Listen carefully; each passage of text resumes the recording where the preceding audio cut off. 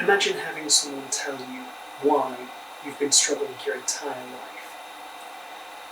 They tell you that there's no cure, there's no fix. In many ways, the rest of your life will be like playing the same game everyone else is playing. You're just playing it on a harder difficulty to most people. Here's why that's fantastic.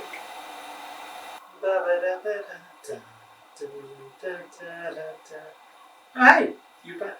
Hey, I'm Jack.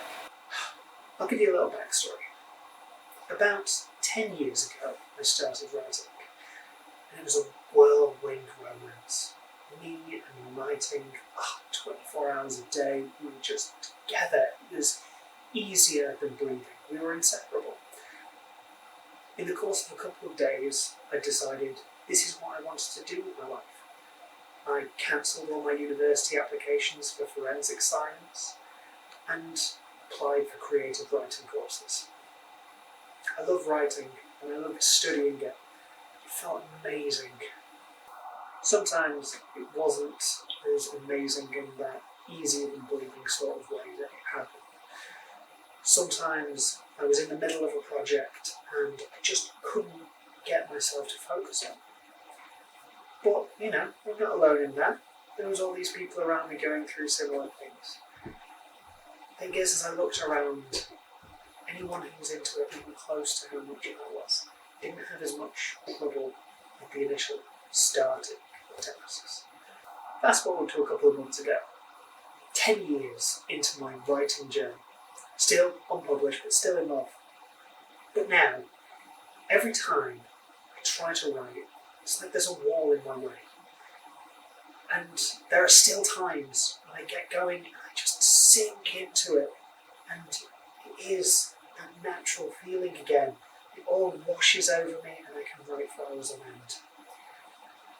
But that's the smallest amount of the times. So I realise something's got to give. I've got to figure out what's wrong. So that's when I went to visit my doctor. I told him I thought I was depressed. There were other things happening at the time that I'm not getting into in this because that's not the point of these videos. We had a talk and he asked me a bunch of questions. And he tells me he's pretty sure I'm not depressed. Or at least he thinks that the treatment I should pursue isn't primarily treatment for depression. He says, I'm frustrated. It's pretty clear you have ADHD. With that phrase, he changed my life. There were times I'd suspected, but I assume everyone gets those. I fell into the trap over the years of assuming when I thought that I was just looking for an excuse. That I was just being lazy and couldn't push myself and was looking for the equivalent of a get out of jail free card. Oh, this isn't on me. I have this condition. Him saying that recontextualised so much of my life up to that point. All those times teachers had said to me how much potential I had and how I was letting it go to waste. How great I could be if I applied myself.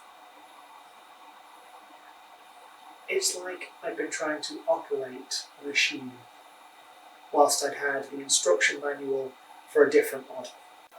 How do you react to news like that? Vindication! Now, this doesn't mean I'm off the hook for all my struggles, but it does mean I understand why it seemed easier for others.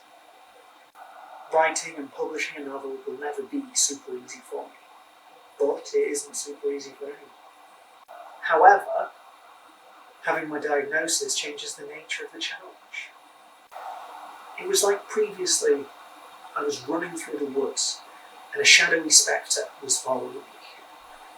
Always out of sight, and I never knew what it was I was facing.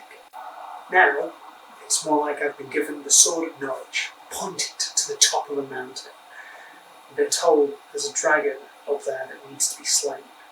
It doesn't make it any easier, but now I know what I'm facing. And this is where you come in. A major issue with ADHD is internal accountability. I can't hold myself accountable for things.